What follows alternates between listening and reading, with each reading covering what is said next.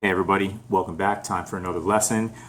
We've gone over a lot of stuff with circles, radius, diameter, their relationship, chords, circumference. Today what we're going to learn is how to do problems like this. If I give you something like that, how would you find the circumference? Well, I'll show you in this video.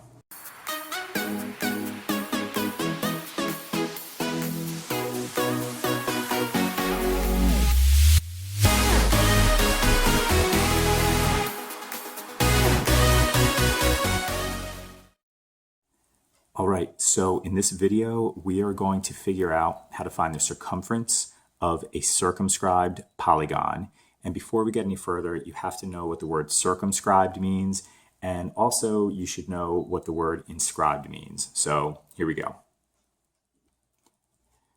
So I say a polygon is inscribed in a circle if all of its vertices, those are like the points, if all its vertices lie on the circle. And remember, when we talk about the circle, it's the round part here. That's the center of the circle. This is the circle. So here we would say that we have polygon ABCD, and polygon ABCD is inscribed in circle H, or you could say quadrilateral ABCD is inscribed in circle H. So take a look right here. Quadrilateral QRST, it is not inscribed in circle U. And the reason why is because look at the vertices. Q and R are on the circle, but S and T, they're like floating in the middle there. They're not on the circle. So this one's not inscribed, this one is. And the reason why is because the vertices are on the circle. Okay, so now looking at it from the other direction, instead of the polygon being inscribed, we're going to talk about the circle. The circle is what we say circumscribed about a polygon. That means around a polygon if it contains all the vertices of a polygon. So this circle right here, circle H, is circumscribed about polygon ABCD because the circle, this round part, contains all of the vertices of the polygon or quadrilateral. See the difference there? So the polygon gets inscribed in a circle. The circle is circumscribed about a polygon. Okay, so let me show you how to work this with a word problem. So a square with a side length of 9 inches is inscribed in circle J. Find the exact circumference of circle J. First thing is we're going to draw a picture. We're going to draw or do our best at drawing a square. And that square is going to have a side length of 9 inches. It's going to be inscribed in circle J. Here we go.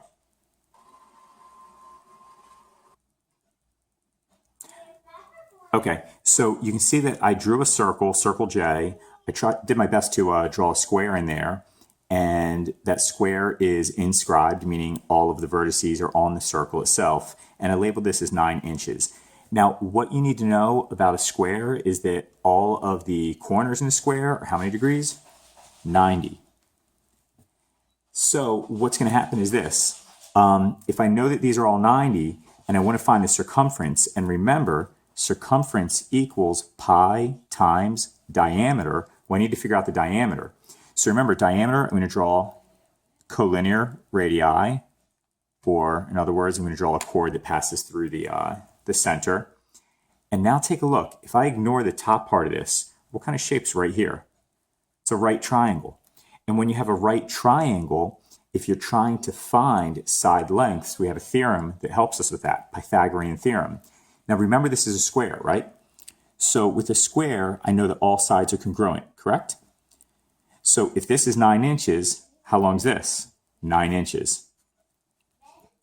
So if I know 2 out of the 3 sides of a triangle, I can use Pythagorean Theorem to find that third side. So remember, we have a squared plus b squared equals c squared.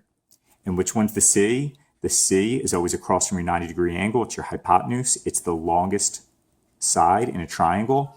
So that means that A and B, these are going to be the 9-inch lengths. So I have 9 squared plus 9 squared equals C squared. 81 plus 81 equals C squared. 81 and 81 make 162.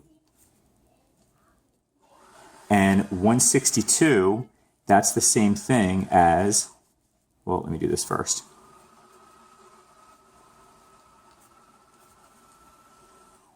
Now you could leave it like this, but I know that this is the same thing as 81 times 2. Remember, multiplication is just repeated addition. And the reason why that's important is because I can take the square root of 81. Square root of 81 is 9. So in other words, this simplifies to 9 root 2.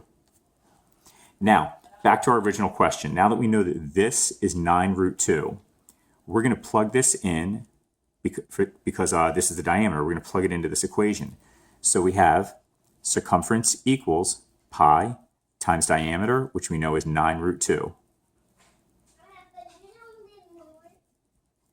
So we're going to say the answer is, and just so you know, you usually write the number first and then pi, any squares you have at the end. It's a style thing. It's not too important to me, but it is a style thing.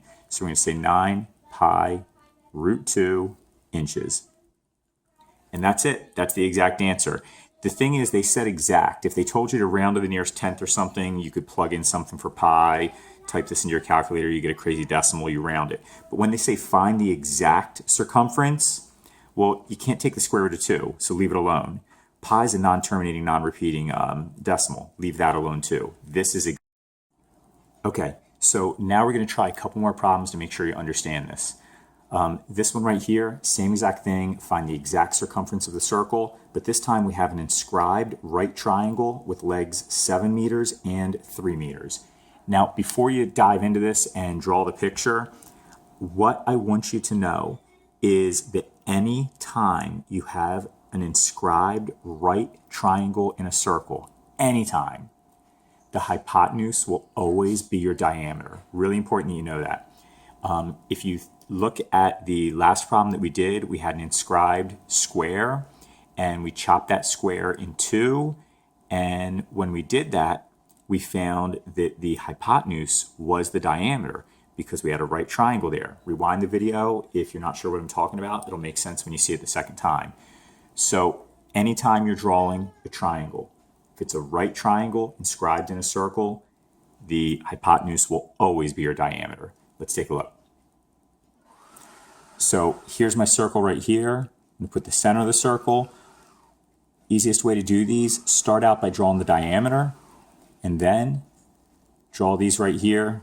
Do your best to make them look 90. It's okay if they're off. Put the little box there to let people know that's a 90-degree angle. So we were told that the legs were 7 meters and 3 meters. Remember, the hypotenuse is the longest part. It's always across from the 90-degree angle. So the hypotenuse, it's not going to be one of the legs. The legs are the other ones. Doesn't matter which one's which. I'll call this 7 meters. I'll call this 3 meters. I know my picture looks off. In reality, I guess the picture should have been something more like this. See how that one's a lot longer than that one? But either way, the hypotenuse is always the diameter. But again, your picture doesn't matter too much. It's the numbers that matter. So since this is 3 and this is 7, we're going to go ahead and use Pythagorean Theorem. A squared plus b squared equals c squared. So we've got 3 squared, which is 9. B squared, which is 7 times 7, 49, equals c squared.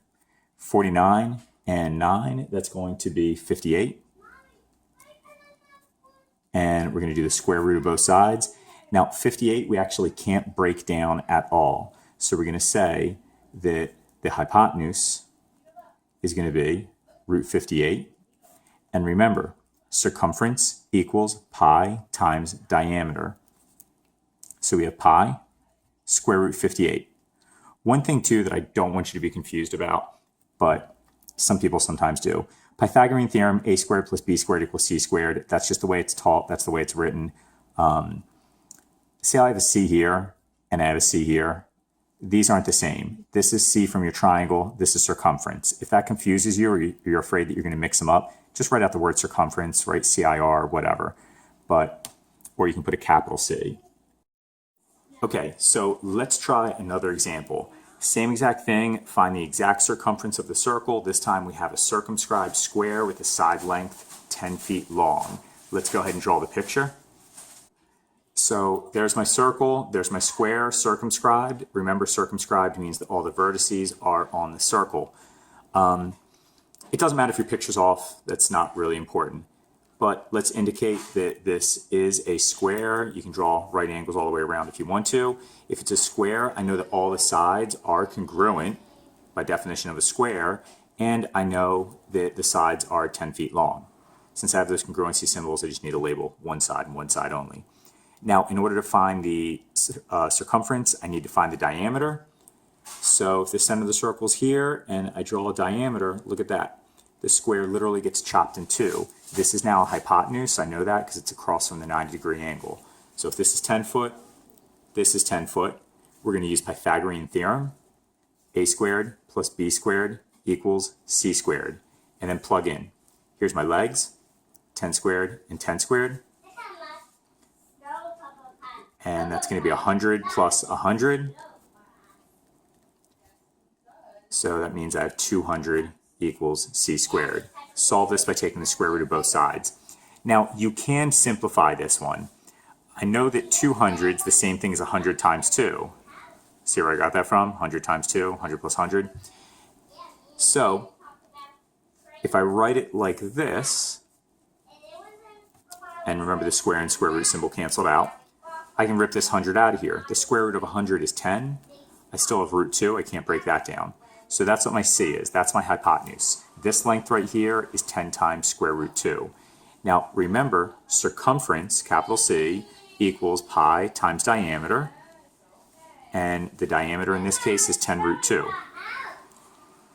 Again, the number usually comes first stylistically, so I'd write this as 10 pi root 2. If you wrote it like this, though, I'd mark it right on the test.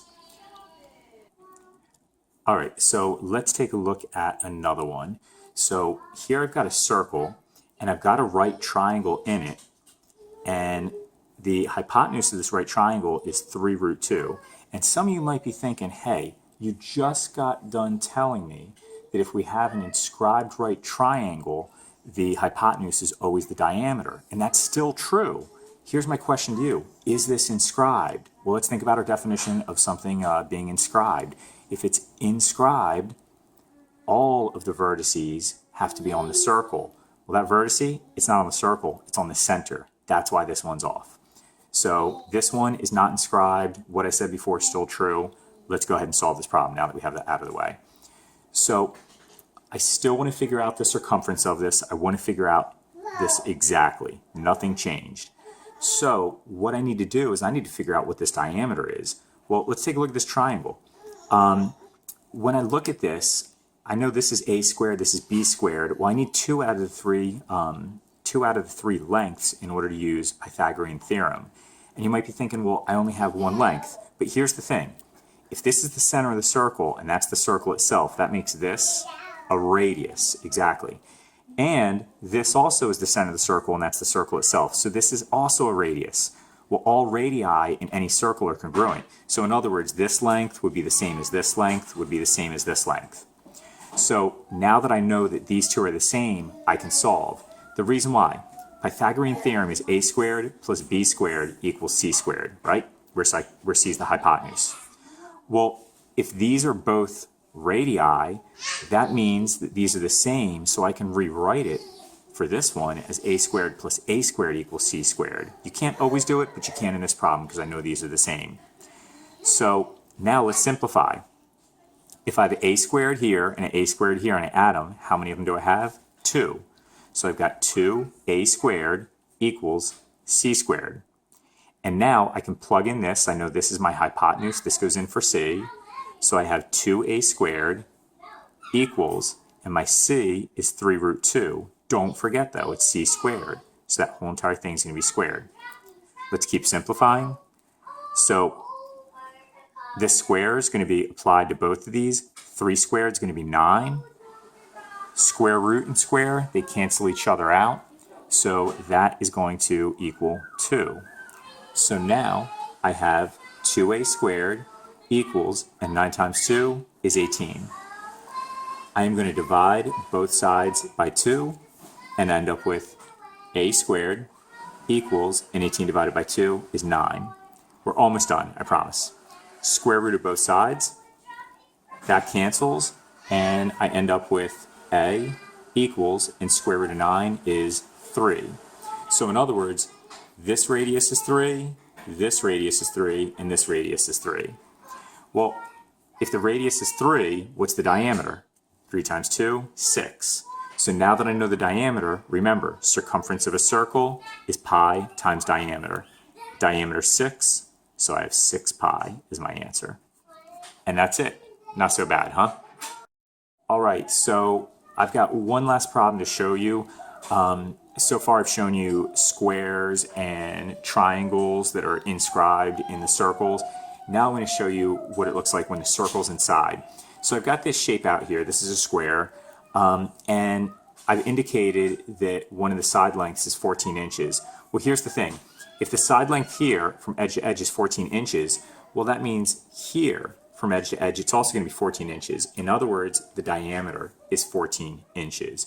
And remember, circumference is equal to pi times diameter. If you know the diameter is 14 inches, it equals pi times 14. And that's it. Totally done. All right, so hopefully that all made a lot of sense to you. Work on the practice. If you have any questions, hit me up. Do your best on this, and I'll see you next time.